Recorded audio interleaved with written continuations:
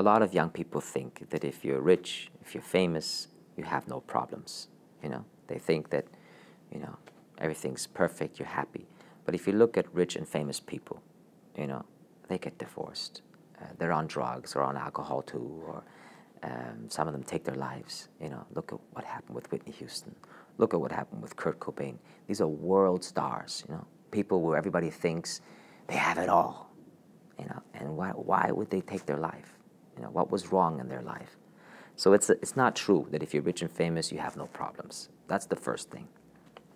So if you're going to make riches and fame the meaning of your life, I think you're on the wrong track.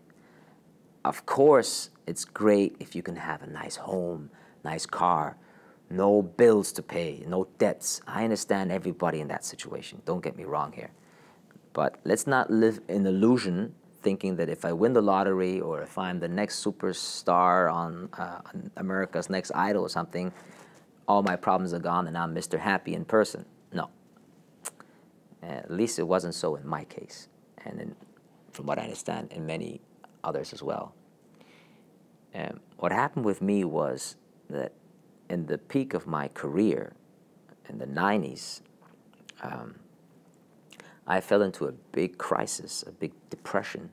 And I wasn't on drugs. I wasn't on alcohol. I wasn't really, getting lost in excessive things, It was just a deep emptiness inside.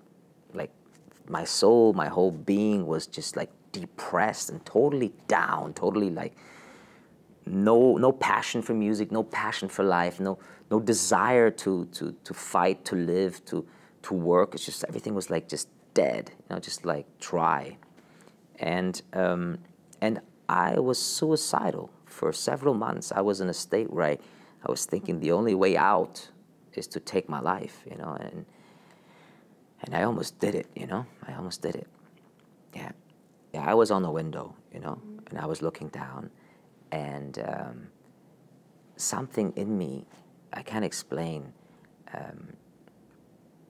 just like if there was a voice or something saying, hold on, I didn't hear a voice, but it was like a presence of someone there saying, hold on, don't jump, And so I came off the window and I just cried, and I said, this is not the way to go, This is not the way to go.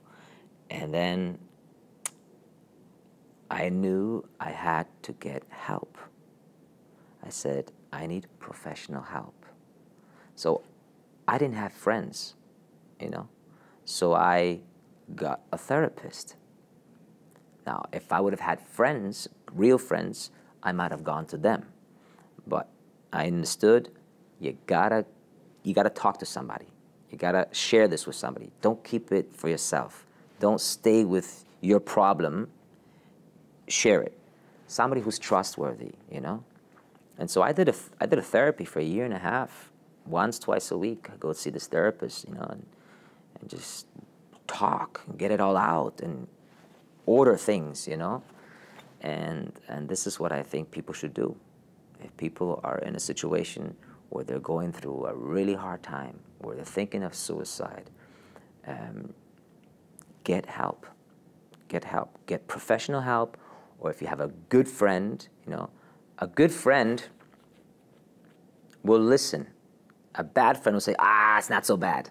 No, you need somebody who's really listen, who will go through the tunnel with you, who will take your hand and go through the tunnel with you. And then the only thing I can say is, hold on. Hold on. If you're going through that, hold on. It might take a while, but there's light.